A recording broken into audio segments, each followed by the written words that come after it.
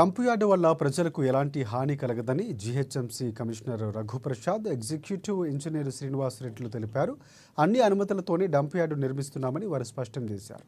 సంగారెడ్డి జిల్లా గుమ్మిడిదల తహసీల్దార్ కార్యాలయం వద్ద జీహెచ్ఎంసీ అధికారులు మీడియా సమావేశం నిర్వహించి వివరాలు వెల్లడించారు.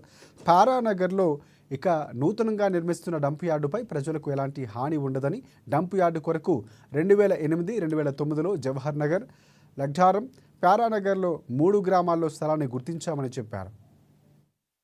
ఇదేంది కాబట్టి ప్రజలకు ఇబ్బంది కాకూడదని సిటీ బయటికి తరలించమని, సిటీకి 4 వైపులా ప్రాసెసింగ్ ఫెసిలిటీస్ ఎస్టాబ్లిష్ చేయమని మనకు ఒక pollution control board, central pollution control board నుంచి మనకి డైరెక్షన్స్ ఉన్నాయి.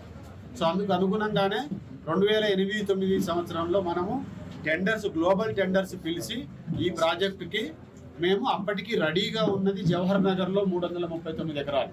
కాబట్టి ఆ టెండర్లో ఎవరైతే క్వాలిఫై వస్తారో వాళ్ళకి మొదటి ఫెసిలిటీగా జవహర్ నగర్ ఇస్తూ దానితో పాటు ఇంకా 3 సైట్లు ఇస్తాము అని అగ్రిమెంట్లో రాసుకున్నాం.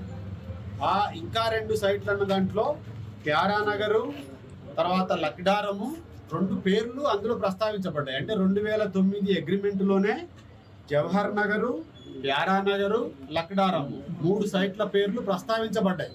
ఇంకొక సైటు చౌటుప్పల వైపు అని అన్నారు. ఫలానా ప్లేసు, ఫలానా సర్వే నెంబర్ అనలేదు, కానీ చౌటుప్పల వైపు అని ఇంకోటి అన్నారు. జవహర్ నగర్ అయిన తర్వాత ప్యారానగర్ దానికి, లక్డారం దానికి చేసే ప్రయత్నంలో భాగంగా డిఫరెంట్ సంవత్సరాలలో డిఫరెంట్గా ప్రాసెస్ జరిగినాయి. అయితే ప్యారానగర్ విషయానికి వచ్చేసరికి ల్యాండ్ రెవెన్యూ వాళ్ళ పొజిషన్లో ఉంది. బికాజ్ అది గ్యాప్ ల్యాండ్, ఫారెస్ట్ ఏరియాకి